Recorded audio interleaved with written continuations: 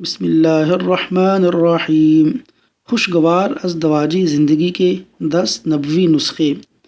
Number 1، نبی صلی اللہ علیہ وسلم گھر کے کام کاج میں اپنی بیویوں کا ہاتھ بٹاتے تھے۔ نمبر 2، نبی صلی اللہ علیہ وسلم اپنی بیویوں کی کڑوی کسیلی باتیں اور طرز عمل خندہ پیشانی سے برداشت کرتے تھے۔ نمبر 3، نبی صلی اللہ علیہ وسلم حضرت عائشہ رضی اللہ عنہا کو نک نیم یعنی عائش سے پکارتے تھے۔ نمبر 4، نبی صلی اللہ علیہ وسلم اپنی بیویوں کی بیماری میں بیمار پرسی کرتے تھے۔ نمبر 5، نبی صلی اللہ علیہ وسلم جب گھر تشریف لاتے تو سب سے پہلے مسواک کرتے تاکہ بیوی کے لیے باعث طہارت ہو۔ نمبر 6، برتن میں جس جگہ حضرت عائشہ رضی اللہ عنہ ہونٹ لگا کر پانی پیتیں، آپ صلی اللہ علیہ وسلم بھی اسی جگہ ہونٹ مبارک لگا کر پانی پیتے۔